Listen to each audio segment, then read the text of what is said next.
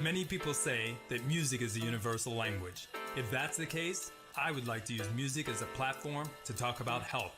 My name is Dr. Moshe Lewis, and I'm a full-time practicing physician who loves music and the way it affects our brains, our bodies, and our well-being.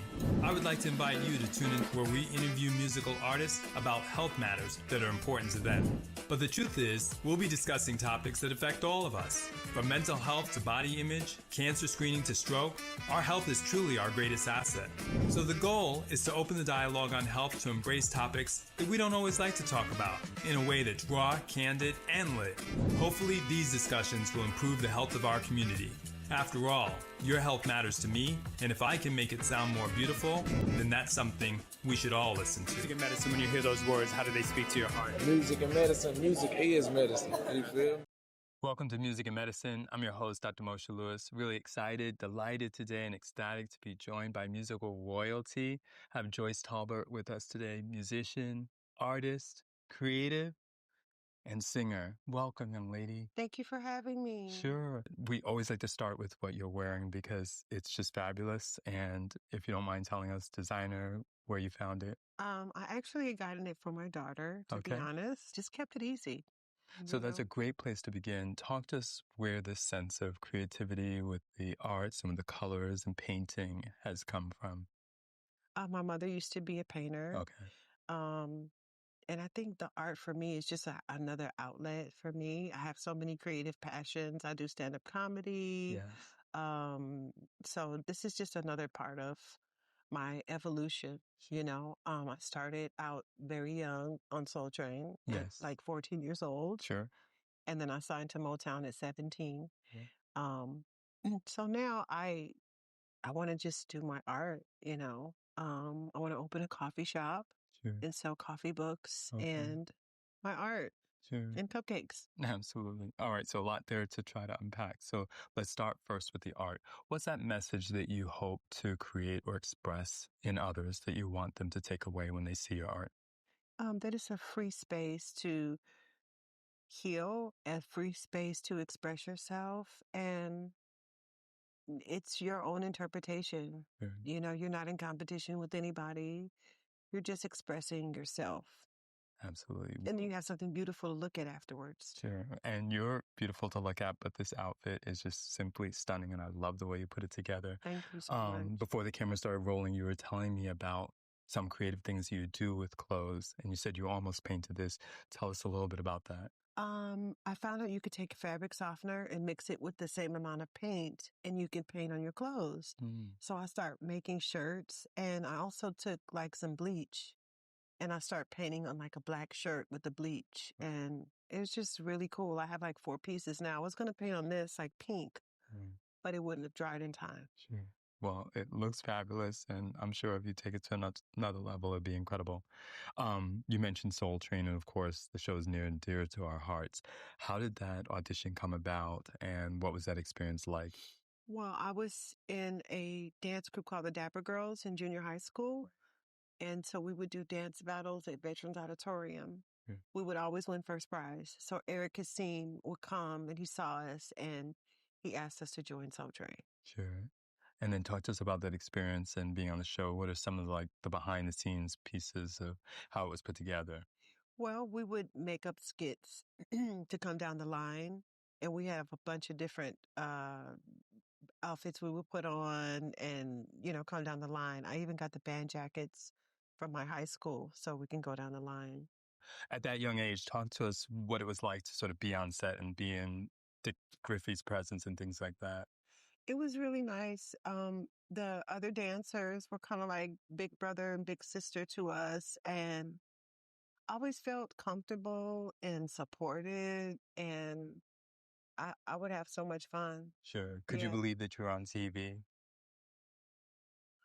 I was just dead. I didn't know. I had no idea. Sure. You know, I was just having fun in a safe space Sure. with the Dapper Girls and the whole Soul Train crew. And, you know, Don would get mad at us sometimes because we wear the same outfits, you know, but he was really, really proud of us when we signed Motown and came back to dance on the show. Sure. What was your sense of him as a person? He was stoic. Mm. He was very certain in very intentional about the energy that he wanted to put in space. And he did that. And he made us very proud to be. And he gave us something to connect with. It's timeless. Sure. I love that word because it's so true. We were also talking about just some of the artists that he brought through, so many of whom maybe wouldn't have had a space to be on TV at that time.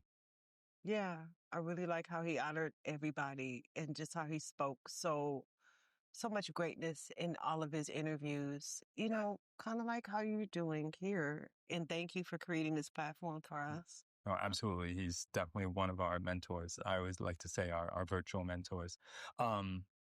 Moving on to how the transition occurred between Dapper Girls and Goodgirls. Talk to us about how that came to be. Well, we're dancing on Soul Train. Right. I had gotten to a singing group called Vogue. Okay. And they had made me upset. And DeMonica found out. And so she decided to go and get us a record deal. It was actually for me. Because I wanted to sing and she wanted to make that happen for me. So she did. Sure. And what was that experience like? Just getting signed and being able to do what you wanted to do? Okay, so we rented a apartment on La Cienega and Reggie Andrews. Right. Reggie Andrews from, I forgot, Lock High? Reggie Andrews, Let It Whip. Mm-hmm. He had an apartment there. So we rented the apartment and we had John Barnes, Kyle Hutnell. We had a bunch of different producers come. Sure. And they had to make us a record. And whoever had the best record won. So John and Kyle won. Mm-hmm. And then there was dancers that came. Farside. Yes. They did a routine for us.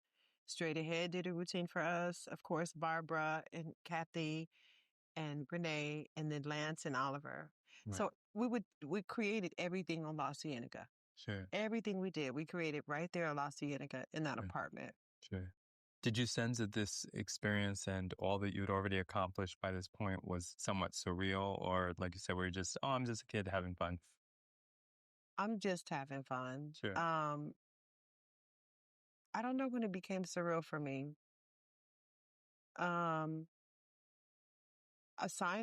Actually signing, that was surreal. Right. I guess when Don was so proud of us, like that was surreal. It's just a lot of work. It's a lot of working parts. Yes. To it. It's not as glamorous as you would think it to be. Right. It's a lot of hard work. Sure. So we would get dressed and go back to sleep so we could wake up and go to the in-store because we had to go sign autographs for the people that press your records. Sure. The day would just go by really fast. Sure. Yeah. What was the song that you worked on that you really like or that you still remember and enjoy listening to today when you were with Goodgirls? Running from Love. Yeah. That was my favorite song. I really like that song a lot. Sure. Yeah. What are some of the fond memories you have of being able to tour like that and being able to be seen as this great singer in this wonderful group? I enjoyed touring with New Kids on the Block. Yes. That was my most favorite time of touring. And I would get off the stage. I would go have my salmon and my salad. And like right now, they still have the salmon right now. Like right now, while we're talking, they still have the salmon. Exactly. Okay. I just love touring with them. Sure. And I would love to work with them again in the future. Sure. Yeah. If I'm not mistaken, you kind of also transitioned into acting after that. Yeah, I did. What do was some that like acting. and what you enjoy doing? I did Eve. I Right. did some different stuff. It was just Right. fun. House Just Party another 3. House Party 3. Yeah. Beverly Hood. Yes. It was just fun. Right. I like exploring new parts of my creativeness. Exactly. So that was just another outlet. Absolutely. I know you did a project, I think, also with Chris Reed, and he's been on the show. What was it like working with him or your interactions? Oh, we did a video together. Yes. Yes. I love Chris and Chris. I think the other Chris isn't feeling well right now. So I want to send a prayer out to him that he gets better and feels better. I love Chris. Sure. Yeah. How do you feel you did with sort of making that transition, starting off very young with Soul Train and then onto a large group and then into acting? there seems that there's always a season. And how did you make it through those different sort of changes and time periods in your life? It was difficult to find who you could totally trust and to continue to find yourself. But thank God I had really great mentors and I was able to make the transition. Right. What advice might you give for younger people who are coming through the business? Because, like you said, a lot happened very, very fast.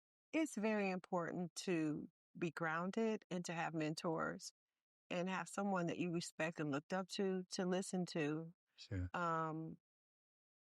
It's really important to have mentors. Sure. Seriously. Was there anyone in particular that you feel you want to give a shout out to, or you really appreciated the advice they gave? My mentors, Ralph Tresvant, Al Heyman, and F. Gary Gray. Absolutely.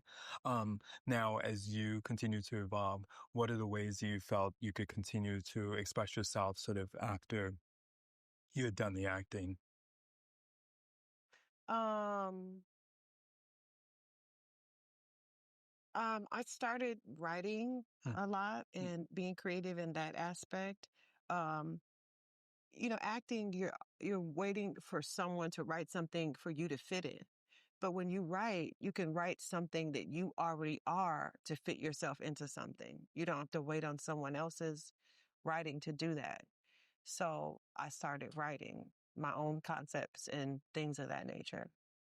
As you've gone through these transitions, what has been the way you've stayed grounded or positive? Because sometimes it can be so fast and so intense. Sometimes your friends, they're not ready for the level of where you're going. So they may not understand it. And, you got to let them get out of the way for you. And you have to also understand that your fans are people you don't know. You've never met them. Right. And they accept the new you or the new person that's coming out or evolving into some of your friends because they may not be as evolved. They may look at it, you changing or moving in a different direction as a threat when it's not. It's just that you're growing and they should be doing the same.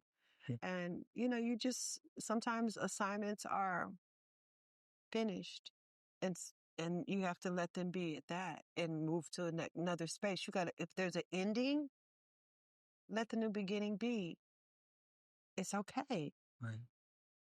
There's something new there for you instead of holding on to what's old. Sure. When you were at Goodgirls, did you sense that that was some of the challenge, that the label didn't really feel as strong and provided all the support that they did all along the way, that at a certain point they were very supportive and after a while they weren't?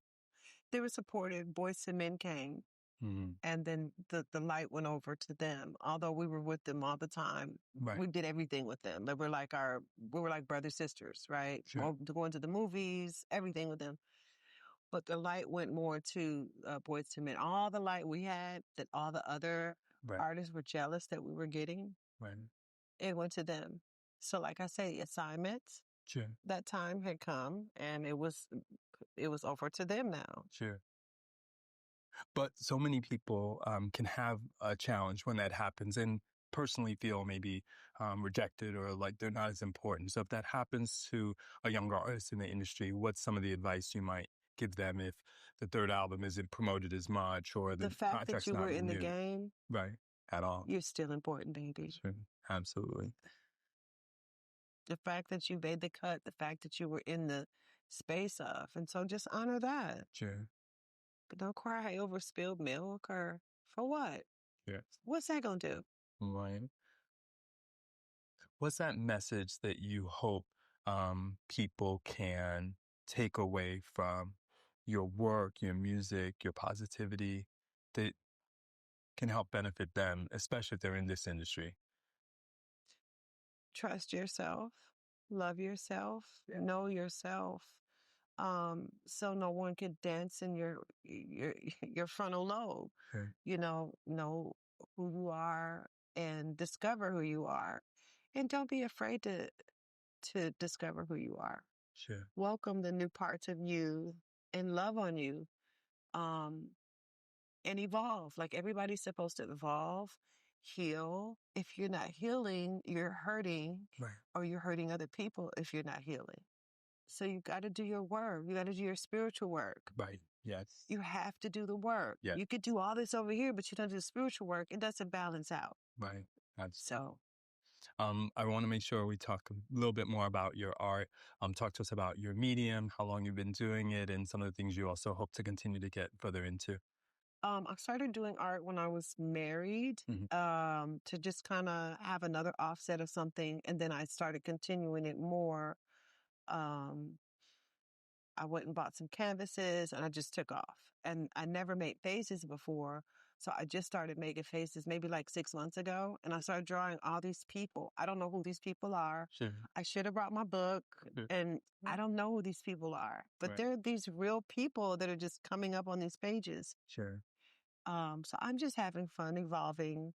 I'm 55 now, and I did a lot in my younger years, and so now I'm just honoring what I did in my past, and I'm actually working with the kids at the school now. Sure. I just got a Lifetime Achievement I was Award just for gonna Soul say, Train in Motown. that's right, at the local high school. Yeah, and they put together a whole Soul Train thing to commemorate. They had Don Yes. Cornelius. They even Yes. did a routine to our song. They had the Soul Train line. Sure. Some of the two Soul Train dancers, Sheila and Reggie, came. Yeah. John from Troop, Yep, John from Troop was there. came. Yes, that's right. It was really nice. Yeah. April Sutton put everything together, and I was just really honored, and I love working with the kids. So now I'll be I'll be continuing to work with the kids. Sure. Yeah. Absolutely.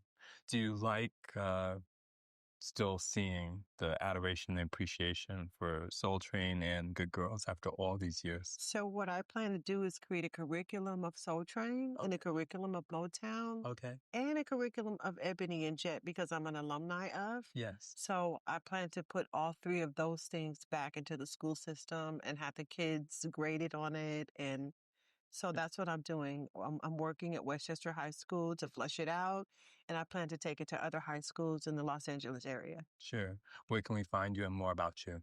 You can find me on I am Joyce Talbert on IG and on YouTube, the Goodgirls and Company 961. Sure. That's my YouTube channel, and I'm on Facebook as well. Sure. Our show's called Music and Medicine, and we could easily change it to Art and Medicine.